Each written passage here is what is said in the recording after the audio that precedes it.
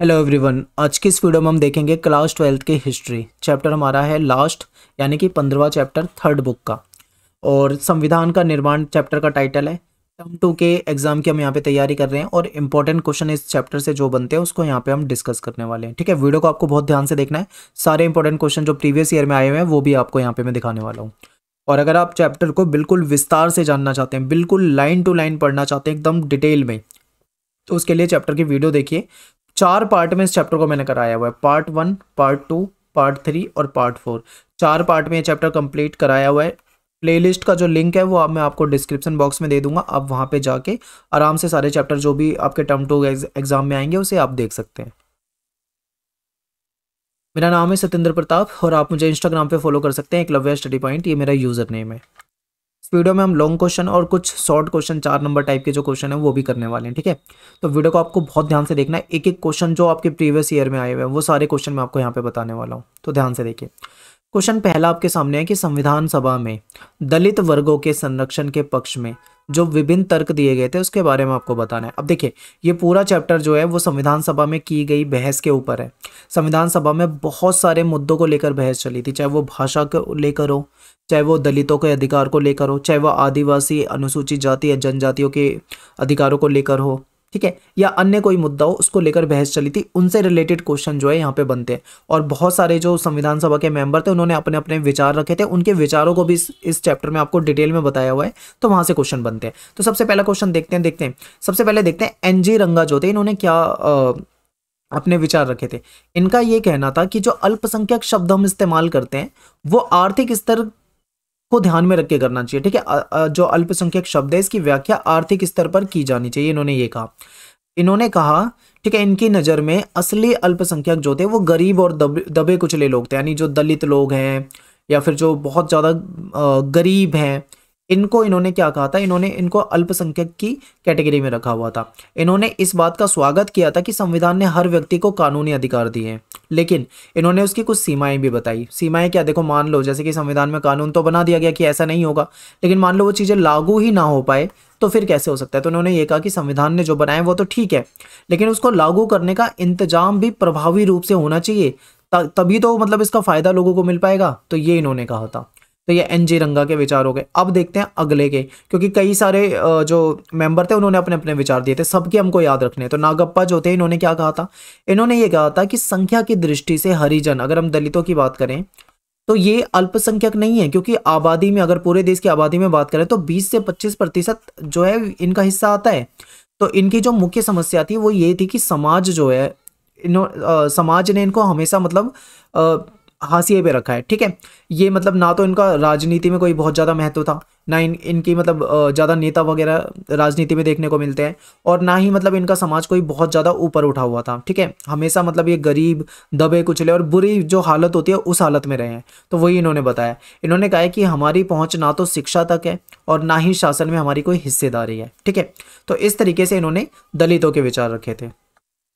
आगे देखते हैं केजे खंडेलकर, इन्होंने क्या कहा। इन्होंने कहा कि हमें हजारों साल तक दबाया गया है, इस हद तक दबाया गया कि हमारा दिमाग, हमारा शरीर अब काम नहीं करता, हमारा जो हृदय है वो भी भाव शून्य हो चुका है, यानी अब हमें कोई मतलब हमारी स्थिति इतनी बुरी हो गई है कि हमें अब कुछ महसूस ही नहीं होता है। ठीक है, और ये कहते हैं ना तो हम आगे बढ़ने के लायक रह गए हैं और ना ही हमारी स्थिति है, और यही जो है हमारी स्थिति है। तो ये इनके विचार थे। तो जो दलितों के साथ जो अत्याचार हो रहे थे उसको लेकर इन्होंने ये बातें रखी हैं। तो सबने जो मेंबर है अपने अपने तरीके से इसको एक्सप्लेन किया है। ठीक है, अब देखते हैं अंबेडकर जी। अंबेडकर जी के विचार ये थे कि ये कहते थे कि छुआछूत की समाप्ति होनी चाहिए, ये जो अस्पृश्यता वाला जो व्यवस्था है, सामाजिक जो कुप्रथा थी, इसको समाप्त करना चाहिए, और जो हिंदू देवी देवताओं के जो मंदिर होते हैं वो सभी जातियों के लिए क्या कर देने चाहिए, खोल देने चाहिए। ठीक है, और इस तो ये हो गया यहाँ पे। अभी देखो 3-4 जो मेंबर हैं संविधान सभा के, उन्होंने कैसे अपनी बातों को रखा है ये हमने यहाँ पे पढ़ा है, तो आप ऐसे पॉइंट वहाँ पे लिख सकते हो।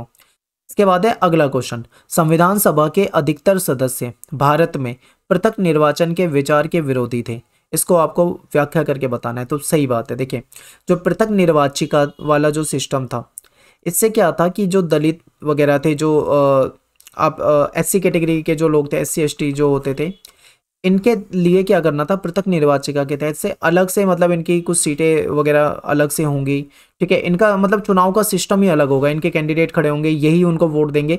मतलब एक तरह से आप इसे समझोगे ना तो आपको पता लगेगा बिल्कुल अलग से इनको काटने की बात थी, यानी इनको समाज से अलग करने की बात थी। तो इसीलिए जो थे वो बिल्कुल मतलब जो राष्ट्रवादी नेता थे वो इसके खिलाफ थे, वो बिल्कुल भड़क गए थे इस बात से।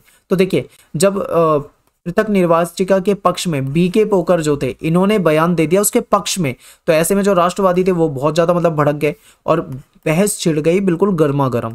बहुत ज्यादा विवाद हुआ इस मुद्दे पे। तो देखते हैं क्या हुआ। ज्यादातर जो राष्ट्रवादी थे उनको क्या लग रहा था कि पृथक निर्वाचिका की व्यवस्था जो है वो लोगों को बांटने के लिए अंग्रेजों की चाल थी, और हम क्या करें, अगर हम इस चीज को अपना लेते हैं तो कहीं ना कहीं हम अंग्रेजों की चाल का शिकार हो जाएंगे, और जो हमारे ये जो 20 से 25% ये जो लोग हैं ये भी क्या हो जाएंगे, हमसे अलग हो जाएंगे। तो वो इस चीज के खिलाफ थे। राष्ट्रवादी नेताओं को तो ऐसा लग रहा था कि अगर ऐसी व्यवस्था करते हैं तो हो सकता है गृह युद्ध, दंगा, हिंसा जैसी मतलब हिंसा के आसार हो सकते हैं, ऐसा इनको लगता था। सरदार पटेल ने क्या कहा इसे भी समझिए। इन्होंने कहा कि पृथक निर्वाचिका जो है एक ऐसा विष है, एक ऐसा जहर है जो हमारे देश की पूरी राजनीति में समा चुका है, ठीक है। इन्होंने भी मतलब इसको जहर के समान बता दिया था और ये इसके खिलाफ थे। ये एक ऐसी मांग थी जिसने एक समुदाय को दूसरे समुदाय से भिड़ा दिया था, राष्ट्र के टुकड़े कर दिए थे, रक्तपात को जन्म दिया, ठीक है। ये आपको पता होगा कि जब देश का बंटवारा हुआ था उस समय भी कुछ ऐसी व्यवस्था हुई थी, उनके दिमाग में भी यही चीज डाल दी गई थी, तो ये चीजें हुई थी, ठीक है। तो जीबी पंत जो थे इन्होंने क्या कहा, इन्होंने ये कहा कि राष्ट्र के लिए नहीं, ये जो प्रस्ताव है केवल राष्ट्र के लिए नहीं बल्कि जो अल्पसंख्यक हैं उनके लिए भी खतरनाक होगा। तो पृथक निर्वाचिका जो है इसका सभी ने विरोध किया था। अब इसके पक्ष में कौन थे, तो अभी ये जो हमने पढ़ा यहाँ पे बीके पोकर ये इसके पक्ष में थे, डॉक्टर भीमराव अंबेडकर भी इसके पक्ष में थे, वो भी चाहते थे। लेकिन बाद में जब महात्मा गांधी और इनके बीच में बहस छिड़ी तो बाद में वो इस मुद्दे से पीछे हट गए थे, उन्होंने मना कर दिया था कि हमें ये पृथक निर्वाचिका वाला सिस्टम नहीं चाहिए, ठीक है। तो ये क्वेश्चन बनता है और ये पेपर में पूछा जाता है, 4 नंबर में 6 नंबर में आपसे पूछा जा सकता है, तो ये याद रखना। अगला क्वेश्चन देखो, संविधान को बनाते समय शक्तिशाली केंद्र के पक्ष में विभिन्न लोगों द्वारा दिए गए तर्कों को आपको बताना है। देखिए क्या हुआ था, जब संविधान बनाया जा रहा था तो उस समय ये बहस छिड़ गई थी कि जो राज्यों को ज्यादा शक्ति देनी चाहिए, यानी कि जो प्रांत हैं उनको ज्यादा शक्ति देनी चाहिए, या जो केंद्र है उसको ज्यादा शक्ति देनी चाहिए। तो कुछ ऐसे लोग थे जो कि प्रांतों को, राज्यों को ज्यादा शक्ति देने के पक्ष में थे, लेकिन जो ज्यादातर लोग थे वो केंद्र को मजबूत बनाना चाहते थे। तो जिन्होंने केंद्र के पक्ष में अपनी बातें रखी वही आपको यहाँ पे बतानी है, ठीक है। तो चलिए देखते हैं और इसको समझते हैं। शक्तिशाली केंद्र की जरूरत को असंख्य अवसरों पर रेखांकित किया जा चुका है, यानी जो शक्तिशाली केंद्र की जरूरत थी अभी नहीं, केवल संविधान सभा के समय नहीं बल्कि इससे पहले भी मतलब ये बातें चलती थी कि जब देश आजाद होगा तो जो केंद्र होगा वो सबसे मजबूत रखा जाएगा, ठीक है, उसको ज्यादा शक्तियां दी जाएगी। ये पहले से ही मतलब ये चीजें बातें चल चुकी थी। भीमराव अंबेडकर ने घोषणा की थी कि वे एक शक्तिशाली और एकीकृत केंद्र चाहते हैं, ठीक है। अंबेडकर जी जो थे इन्होंने भी कहा था कि हम क्या चाहते हैं, एक ताकतवर केंद्र होना चाहिए। गोपाल स्वामी अय्यर जी जो थे इन्होंने क्या कहा था, इन्होंने कहा था कि केंद्र जो है वो ज्यादा से ज्यादा मजबूत होना चाहिए। देखो ये लोग जो है ये मजबूत केंद्र के पक्ष में आ रहे हैं, तो यही आपसे पूछा हुआ कि कौन कौन पक्ष में थे आपको बताना है, ठीक है। इसके बाद देखिए बालकृष्ण शर्मा, इन्होंने कहा कि एक शक्तिशाली केंद्र होना जरूरी है।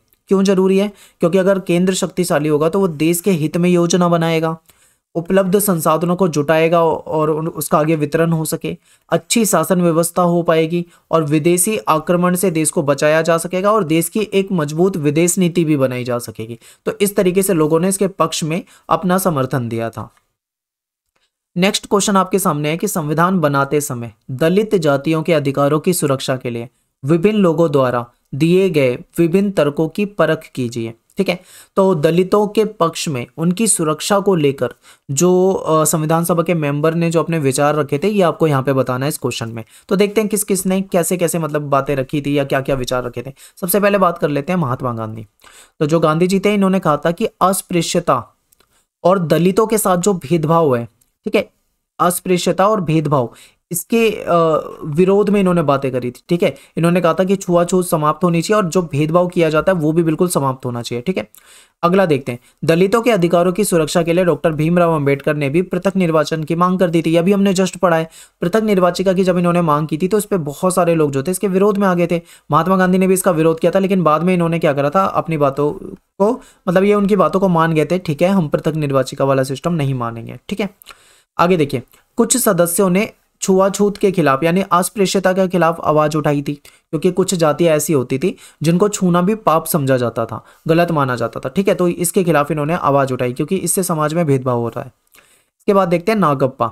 नागप्पा ने क्या कहा है कि हम, अब यहाँ पे समझिए इनकी स्टेटमेंट है ये कहते हैं कि हम सदा कष्ट उठाते रहे हैं पर अब और कष्ट उठाने के लिए तैयार नहीं है। ठीक है, ये इन्होंने विचार रखे थे। दलित जातियों के पास शिक्षा और अन्य सुविधाएं जो थी नहीं थी, क्योंकि ये गरीब होते थे, इनके पास अच्छे काम नहीं थे। ठीक है, और शिक्षा वगैरह की सुविधाएं इनके पास नहीं होती थी। तो बाद में जब संविधान बना तो संविधान में क्या किया गया, इनके हकों को इनको दिलाने के लिए जो मंदिर थे वो इनके लिए खोल दिए गए थे कि सभी जाति के लोग जो हैं वो मंदिरों में जा सकेंगे। छुआछूत की समाप्ति होगी, शिक्षा में इनको स्थान दिया जाएगा। ठीक है, बाकी जगह इनको मतलब हर जगह इनको समानता की बातें की गई थी। तो ये पॉइंट आपको यहाँ पे याद रखने हैं और ये क्वेश्चन आ सकता है आपके पेपर में, इंपॉर्टेंट है क्योंकि ये प्रीवियस ईयर में आए हुए क्वेश्चन भी मैंने यहाँ पे ले रखे हैं वीडियो में जो बार बार पूछे जाते हैं। ठीक है, अगले क्वेश्चन पे चलते हैं। जवाहरलाल नेहरू द्वारा पेश किया गया उद्देश्य प्रस्ताव में प्रस्तुत आदर्शों की व्याख्या कीजिए। तो जो नेहरू ने उद्देश्य प्रस्ताव पेश किया था उसमें क्या क्या बातें की गई थी वो आपको बतानी है। तो देखिए 13 दिसंबर 1946 को, ठीक है, नेहरू ने संविधान सभा के सामने उद्देश्य प्रस्ताव जो था वो पेश किया था। इसमें कुछ महत्वपूर्ण बातें थी आपको याद रखनी है। उद्देश्य प्रस्ताव में भारत को स्वतंत्र संप्रभु गणराज्य होने की घोषणा की गई थी। पूरा एक फ्रेमवर्क था ये। इसमें अपने नागरिकों को न्याय, इसमें बात की गई थी कि हमारे जो नागरिक हैं उनको न्याय मिलेगा, उनको समानता का अधिकार होगा, उनको स्वतंत्रता की गारंटी दी जाएगी। उद्देश्य प्रस्ताव में यह आश्वासन दिया गया था कि अल्पसंख्यक जो लोग हैं और जो पिछड़े हुए हैं या आदिवासी क्षेत्र के जो लोग हैं या जो अन्य पिछड़ा वर्ग है उनको पर्याप्त सुविधा जो है वो दी जाएगी। ठीक है, तो ये हो जाएगा हमारा इंपॉर्टेंट क्वेश्चन। ये भी आपके पेपर में पूछा जा सकता है। उद्देश्य प्रस्ताव बार बार पेपर में आता है, रिपीट होता है ये बार बार, तो इसे याद करके जाना। आगे देखते हैं, गांधी जी ने हिंदुस्तानी को राष्ट्रभाषा बनाने पर जोर क्यों दिया। देखिए जब भाषा को लेकर संविधान सभा में बहुत बहस चली थी। ठीक है, जब हिंदी को राष्ट्रभाषा बनाने की बात चली थी तो जो साउथ के कुछ स्टेट थे उन्होंने इसका विरोध किया था। तो भाषा वाला मुद्दा भी काफी मतलब गर्मा गर्म बहस हुई थी इस पे, तो इसको समझते हैं थोड़ा। देखिए गांधी जी ने महसूस किया कि भाषा ऐसी हो जो आम लोगों को आसानी से समझ में आ जाए। ठीक है, और आम लोग उस भाषा को आसानी से बोल सकें, ऐसा ये चाहते थे। तो हिंदुस्तानी आम लोगों के लिए एक लोकप्रिय भाषा भी रही है क्योंकि ज्यादातर लोग इसको बोलते थे। हिंदुस्तानी जो थी वो जन सामान्य की भाषा थी। अधिकांश क्षेत्रीय भाषाएं जो थी वो इसके काफी नजदीक थी और संस्कृत निष्ठ हिंदी और फारसी निष्ठ उर्दू इन दोनों के मेल से बनी थी हिंदुस्तानी। ये बहुसांस्कृतिक भाषा थी। ठीक है, कई सारी अन्य भाषाएं इसके आसपास ही थी और ये सभी को जोड़ने में सक्षम भी थी। इसीलिए ये चाहते थे कि जो ये हिंदुस्तानी भाषा जो है इसको महत्वपूर्ण स्थान ये दिलाना चाहते थे। ठीक है, उसको राष्ट्रभाषा बनवाना चाहते थे। और एक चीज यहाँ पे ये भी है कि देखो हमारी जनसंख्या, जो देश की आबादी थी, जनसंख्या का एक बहुत बड़ा हिस्सा जो था वो इस भाषा को बोलता था। लेकिन यहाँ पे एक चीज ये भी याद रखनी है कि विवाद भी हो गया था बाद में, क्योंकि जब इसको राष्ट्रभाषा बनाने की बात चली थी तो कुछ लोग ये थे, जो साउथ के लोग थे, वो ये कह रहे थे कि भाई ये हम पे थोपा जा रहा है, तो उसको लेके विवाद भी था। आगे है क्वेश्चन मैंने रखा हुआ है तो उसको डिस्कस करेंगे।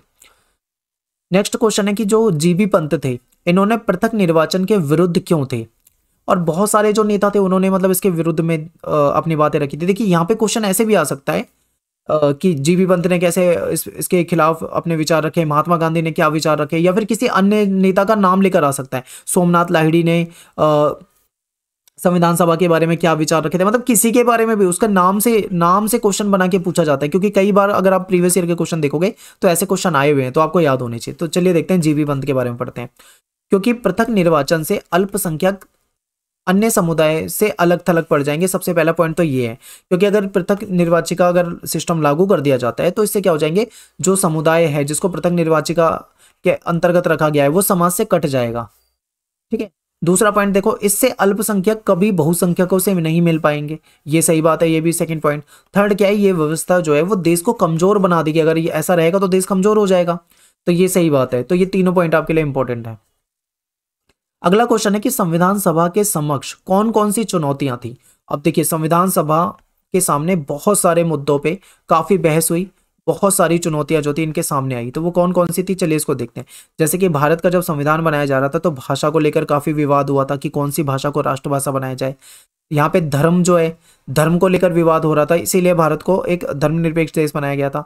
संस्कृतियों का होना, ठीक है, यानी भारत में अनेक भाषा, अनेक धर्म, अनेक संस्कृतियों के होने के कारण काफी सारे विवाद सामने आ रहे थे। तो विभिन्न अलग अलग संस्कृतियों को लेकर भी मतलब विवाद था। इसके बाद है पृथक निर्वाचिका की स्थापना। ये एक मुद्दा ऐसा छेड़ दिया था उस समय में जो इसके कुछ समर्थन में आ गए थे, चाहे भीमराव अंबेडकर हो, बीके पोकर हो, ऐसे लोग थे, वो अलग से निर्वाचन व्यवस्था चाहते थे। तो इस मुद्दे को सुलझाना भी एक समस्या था। राज्य और केंद्र सरकार के बीच में शक्ति का बंटवारा किस प्रकार से किया जाए, ये भी एक महत्वपूर्ण मुद्दा था। ये भी एक बड़ी चुनौती बन के सामने आई, क्योंकि बहुत सारे लोग राज्य के पक्ष में भी आ गए थे, तो बहुत सारे जो थे वो केंद्र के पक्ष में भी थे। भाषा को लेकर समस्या कि कौन सी भाषा को मतलब हम राष्ट्रभाषा बनाएं, ये लेकर समस्या आ रही थी, ठीक है। अनुसूचित जाति, जनजाति, अल्पसंख्यक, दलित, इनको लेकर किस तरीके से मतलब कानून बनाया जाए, इस पे भी मतलब काफी मतलब विचार विमर्श हुआ था और कई चुनौतियां सामने आई थी। तो ये कुछ ऐसे मुद्दे हैं जिसपे काफी विचार हुआ था। अगला क्वेश्चन देखिए, जयपाल सिंह, इन्होंने संविधान सभा में आदिवासियों की सुरक्षा के लिए दलील क्यों दी, कोई दो कारण स्पष्ट कीजिए। देखिए जयपाल सिंह जो थे, इन्होंने आदिवासियों के मुद्दे पर अपनी आवाज उठाई थी। इन्होंने क्या कहा था, इसे समझते हैं। इन्होंने ये कहा कि आदिवासियों की सुरक्षा और उन्हें आम आबादी के, जो आम आबादी है, जो मतलब अलग जो जनसंख्या है, उसके स्तर पर लाने के लिए जरूरी परिस्थिति रचने की आवश्यकता पर अपने विचार व्यक्त किए।